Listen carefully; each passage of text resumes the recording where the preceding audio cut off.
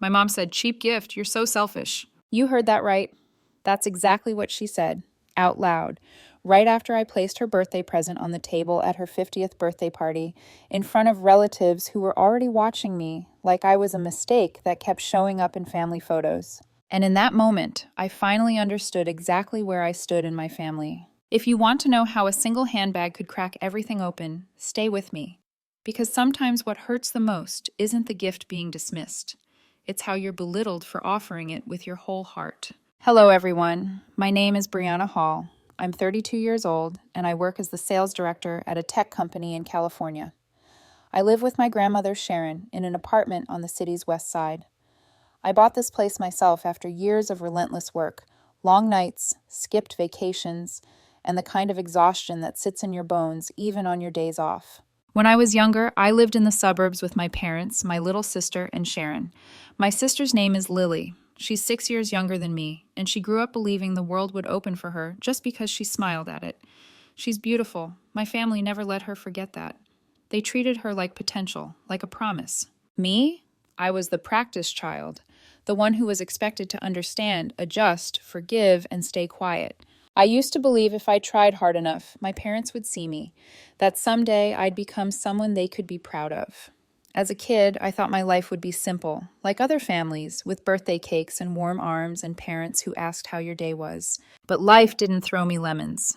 It threw me something bitter and bruised and told me to figure it out alone. By the time I turned 18, I learned something early. In my house, love wasn't something you received. It was something you earned, over and over, until you were too tired to ask for it anymore. That year, my parents didn't celebrate my birthday. No dinner. No, we're proud of you. No questions about college or plans.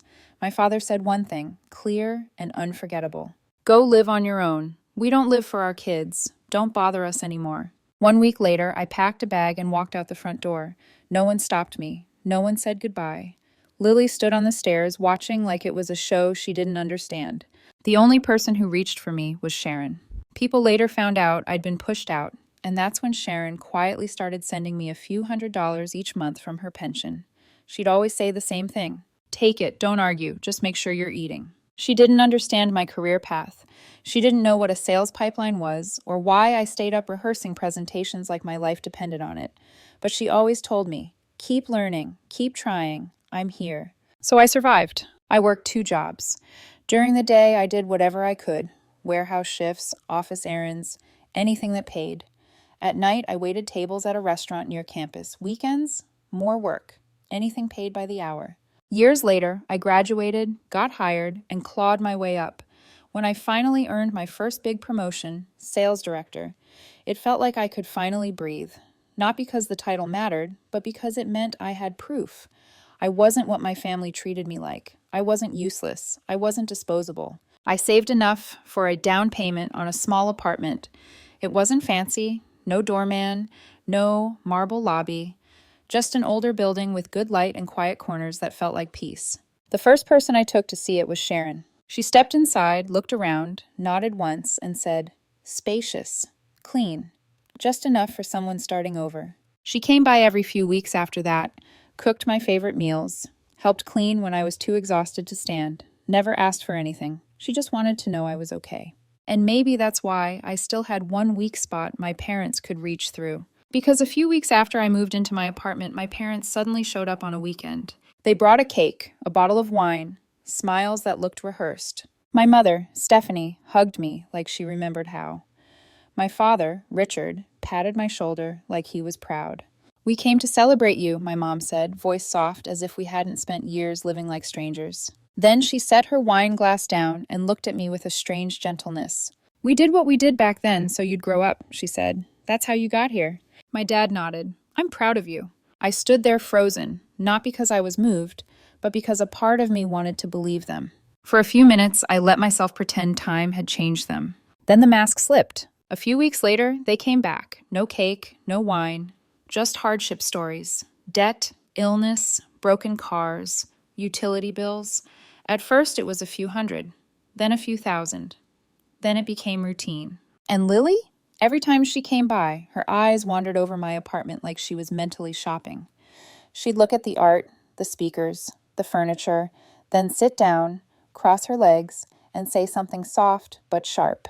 Nice place, but you're letting Mom and Dad live in that awful rental.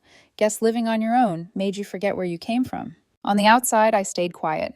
Inside, old cracks reopened. She started texting me. Money for tuition, money for a laptop, money for an internship. I helped until it added up to thousands. Then I started saying no.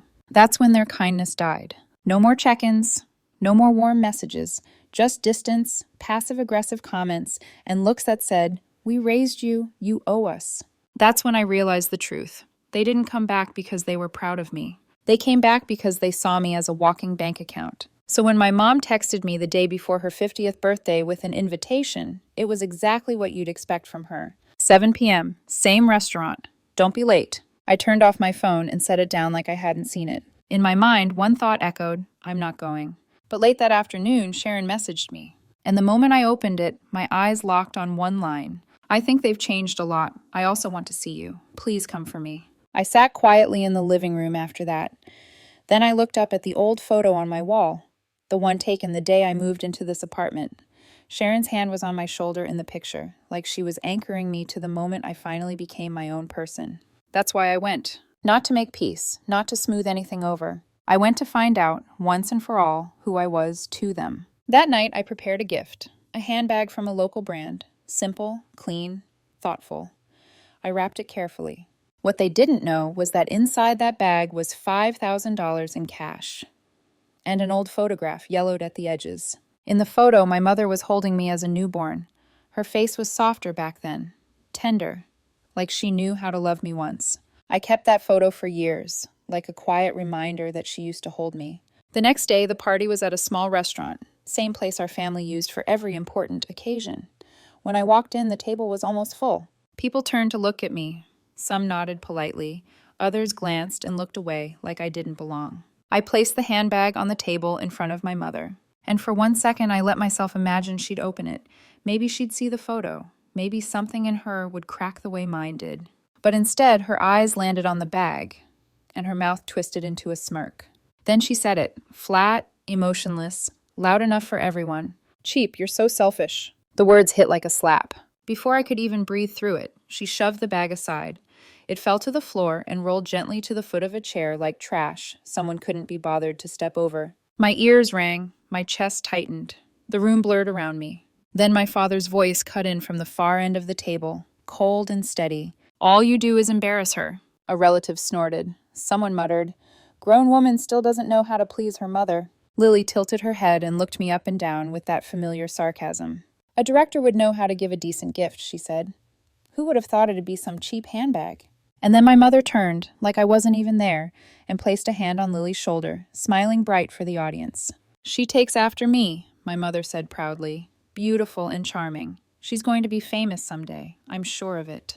And right then, one voice sliced through the noise like a door slamming shut. "Sharon." Low, raspy, clear as day.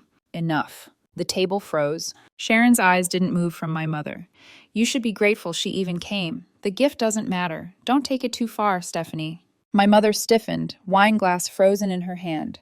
She glanced at me for a fraction of a second, then looked away fast, like she was afraid of what she might see in my face. I didn't wait. I stood up, walked over to the fallen handbag, and picked it up. All eyes followed me. Then, right there at the table, I opened it. A bill appeared, then another, neatly stacked. And on top, like a quiet ghost, was the photograph. The entire room went silent. I held the bag in one hand and the photo in the other, and I walked to my mother. Slowly, I placed the image in front of her. Her eyes stopped the moment they met it. My voice came out calm, steady, final. "There's $5,000 in here," I said. "You can throw it away, but at the very least, don't throw away what little is left between us." My mother didn't move. She just sat there, surrounded by uneasy glances, like someone who had just realized they'd lost something they'd never get back. I turned to Sharon and gave her a respectful nod. Then I walked out. And when the door behind me finally closed, I knew it wasn't just the door to that restaurant. It was the last door between me and them.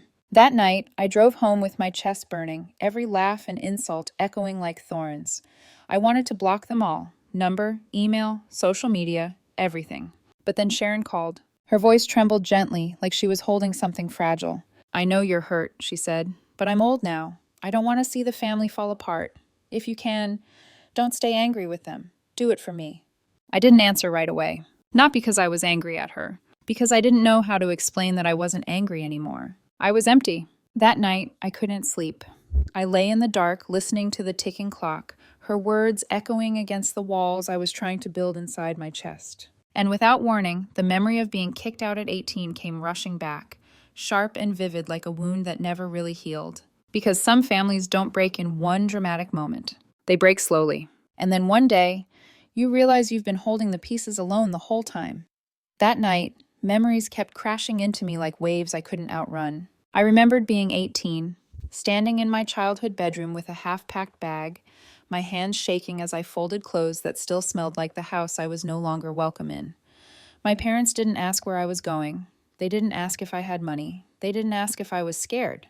They just let me go. 1 week later, I walked out the front door for the last time. No goodbye, no warning, just silence. That silence followed me for years, and maybe that's why, after the birthday dinner, I didn't immediately block everyone. I didn't forgive them either. I just disappeared. I cut off all contact with my parents and Lily. I changed notification settings, muted numbers, archived emails without reading them. The only person I stayed in touch with was Sharon. She called every few days. Sometimes she talked. Sometimes she just listened. She never pushed me to reconcile. She never told me to be the bigger person. She only said one thing, over and over, like a quiet anchor. Take care of yourself. A few weeks later, work sent me on a 3-day business trip to Seattle. It was routine. Meetings, presentations, dinners with clients. The kind of trip that keeps your mind busy enough to forget the things you don't want to feel. On the second day, just as I was about to walk into a meeting, my phone buzzed. Sharon. I stepped into the hallway and answered. Her voice sounded uncertain. Brianna, she said slowly, I think I lost the key to your apartment. I've been looking everywhere, but I can't find it. I frowned, but forced a small smile into my voice. That's okay, Grandma. When I get back, I'll give you another one. I still have 2 extras at home. She let out a soft laugh. All right, don't worry about me. Just focus on your work. At the time, I didn't think much of it. Sharon was getting older. Sometimes she misplaced things. I assumed she'd call me later, saying she found it in a coat pocket or a drawer she forgot about. I stepped into the meeting and didn't think about it again. 3 days later, I flew home. The plane landed in the late afternoon. I drove back through familiar streets, feeling oddly tired but relieved. Home, for me, wasn't just a place. It was the only space where I didn't feel like I had to explain myself. I parked, walked up the stairs, and slid my key into the lock.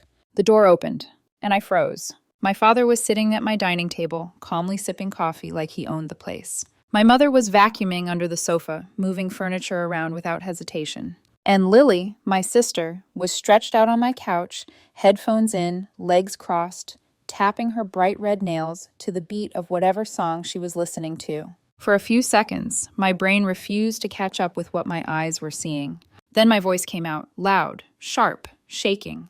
What the hell are you doing in my house? All 3 of them turned to look at me. My mother straightened up first. She didn't look surprised. She looked annoyed, like I'd interrupted her. This is your house, she said calmly. But it's your parents' house, too. What's so shocking about that? I stared at her, stunned. She kept going, adjusting the pillows on the couch like she was rearranging a hotel room. I came to make arrangements for Lily, she said. She needs a bigger space to study properly. Then she looked straight at me. Oh, and where's the bag you gave me for my birthday? I want the money from it. Give it back. Her words hit me like a brick to the chest. Before I could respond, Lily slid her headphones off and raised an eyebrow. You're unbelievable, she said. You gave Grandma a key, but not Mom and Dad? Good thing I found out. Otherwise, they never would have been able to get in. Something inside me clicked. The phone call. The lost key. The timing. It all lined up in one sickening moment. Sharon hadn't lost the key. Lily had taken it. She stole it from the one person who trusted her. She handed it to my parents. And together they walked into my home like boundaries were just suggestions. I stood there, suitcase still in my hand, feeling like a stranger in the space I'd built from nothing. The air felt heavy, cold. I took a step forward, my voice trembling with something deeper than anger. Get out! My mother laughed, short, dry, full of contempt. When you were 18, I continued, you kicked me out and said you don't live for your kids. And now that I have money, you show up making demands? That's when my father stood up. He slammed his hand down on the table so hard the coffee jumped. "You ungrateful bitch," he shouted. "I gave you life. I raised you. And now you're throwing your parents out?" The room felt like it tilted. My heart pounded, but my voice came out calm, colder than I'd ever heard it. "If you're not out of here in 5 minutes," I said, "I'm calling the police." My mother narrowed her eyes. "You wouldn't dare." I pulled my phone out and dialed 911. When the dispatcher answered, I spoke clearly. No shaking, no hesitation. "There are people trespassing in my home. They're my family, but I did not give them permission to be here. I need assistance immediately." I gave the address, the unit number. Then I hung up. The room exploded. My father slammed his cup to the floor, glass shattering across the tiles. "You've lost your mind," he yelled. "Calling the police on your own parents?" My mother started crying, loud, dramatic, accusing me of cruelty, of having no heart. Lily stood frozen, her mouth slightly open, like she couldn't believe I'd actually done it. And me? I felt calm. For the first time in my life, I wasn't shrinking. I opened the front door, stepped into the hallway, leaned against the wall, and waited. I didn't think about the shouting behind me. I didn't think about the insults or the tears. Instead, my mind drifted back to one quiet autumn afternoon when I was 6 years old. Lily had just been born 2 months earlier. She was beautiful. Everyone said so. From the moment she cried, something shifted. The attention in the house moved away from me. The new shirt my mom had bought for me was cut and sewn into something for Lily. When I fell, no one picked me up. On holidays, people asked, "Where's Lily?" before asking how I was. No one hated me. They just stopped seeing me. The only arms that ever held me were Sharon's. She used to whisper, "My granddaughter is smart too. She's kind." Sometimes people get so dazzled by shiny things they forget where the real treasure is. Standing there in the hallway, waiting for the police, I asked myself one quiet question. How did I grow up without completely falling apart? The sound of footsteps pulled me back. The police had arrived. And with them, the final line I was about to draw. The hallway filled with the sound of heavy boots and clipped voices. 2 police officers stood at the doorway, calm, professional, eyes already scanning the situation. Behind me, the shouting from inside my apartment spilled out in fragments. My mother crying, my father arguing, Lily's sharp voice cutting in and out. I stepped forward first. "I'm the owner of this apartment," I said, handing over my ID with steady hands. They entered without my permission. One of the officers nodded and asked everyone inside to step out so they could verify the details. My father immediately raised his voice. "This is my daughter's home," he snapped. "I have every right to be here." The officer looked at him evenly.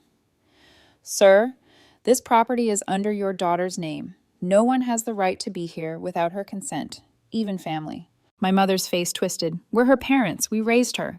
The second officer repeated the request, firmer this time. "Ma'am, please step outside." Reluctantly, one by one, they came out. Lily avoided my eyes. My mother kept crying. My father stared at me like I'd committed some unforgivable crime. I showed proof of ownership.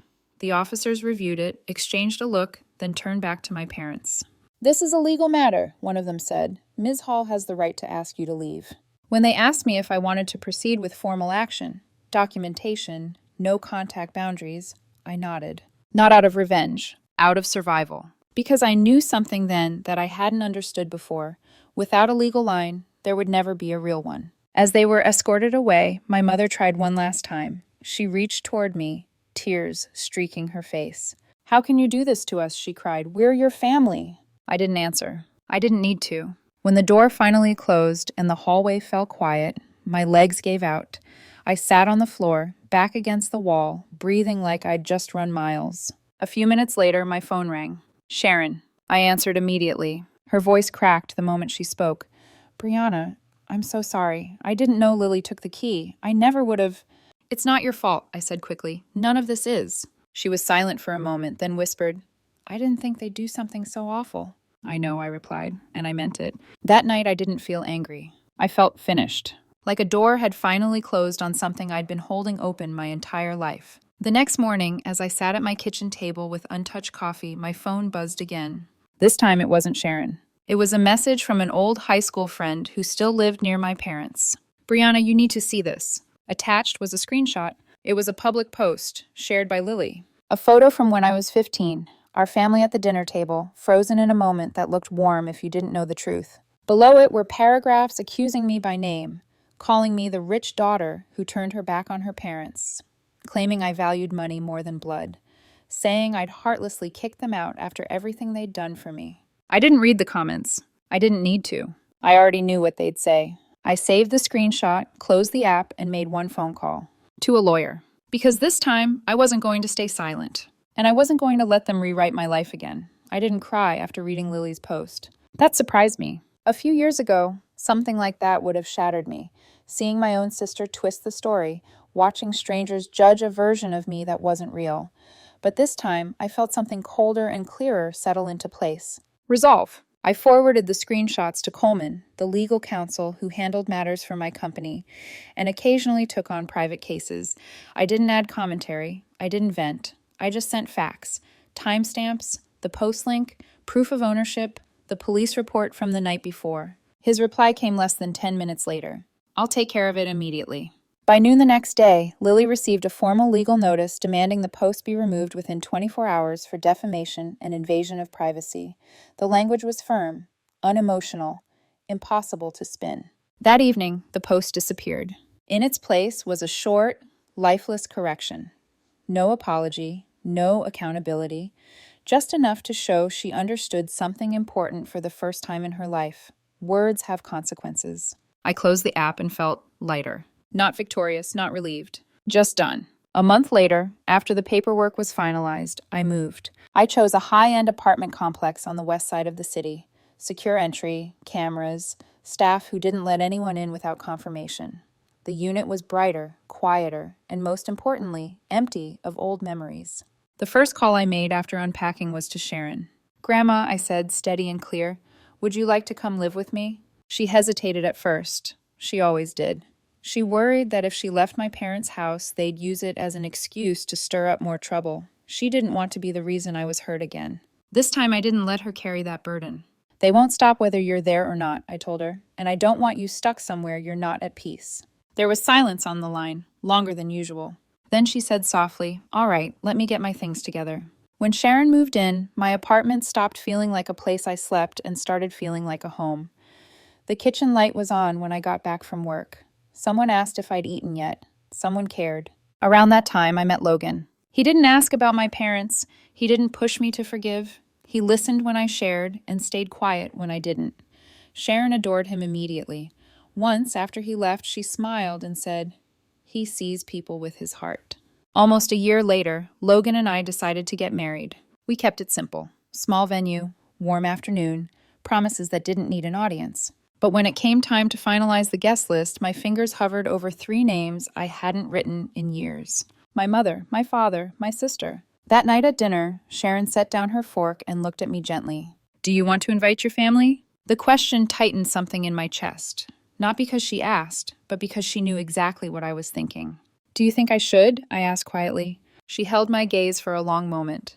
"If you want, you can give them another chance," she said, "but I can't promise they won't hurt you again."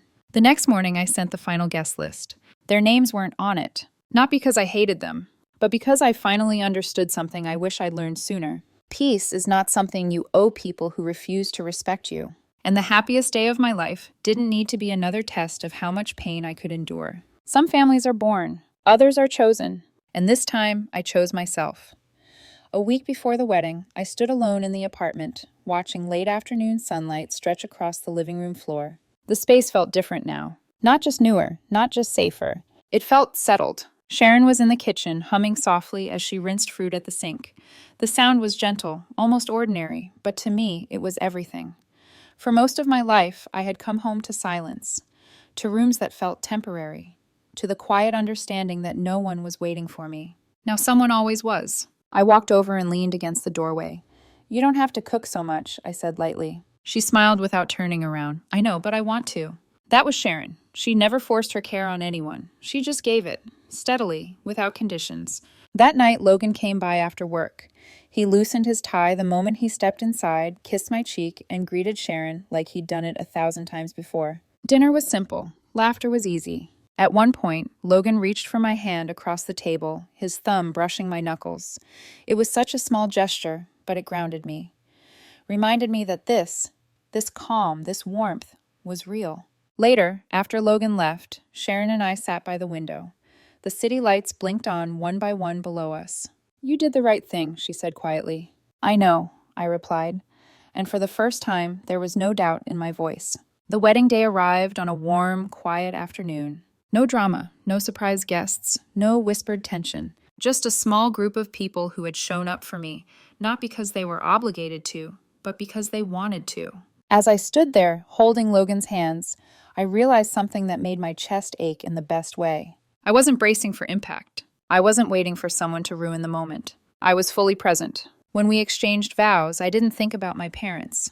I didn't wonder if they were angry or offended or telling their version of the story somewhere else. I thought about survival, about the girl who packed her bags at 18 and walked out into the dark with no guarantee she'd be okay. About the woman who built a life piece by piece while being told she was selfish for wanting more. And about the grandmother who never let me forget my worth when everyone else did. After the ceremony, Sharon hugged me tightly. I'm proud of you, she whispered. And this time, those words didn't feel late. They felt earned. Now, as I tell you this story, I want to leave you with something I learned the hard way. Just because we share blood doesn't mean we share direction. Not everyone who gives us life will protect it. And silence doesn't keep things from breaking. It only gives people more room to push until there's nothing left to save. I didn't walk away to prove a point. I walked away to live a life that was kind to me. I chose boundaries. I chose peace. I chose the people who stayed. Not because they had to, but because they wanted to. And before I close, I want to ask you something. If you came home from a business trip and found your parents and sibling inside your home without your permission, what would you have done? Leave your thoughts in the comments. I truly want to hear them. And if this story stayed with you, don't forget to like, share, and subscribe. I'll see you again in the next one.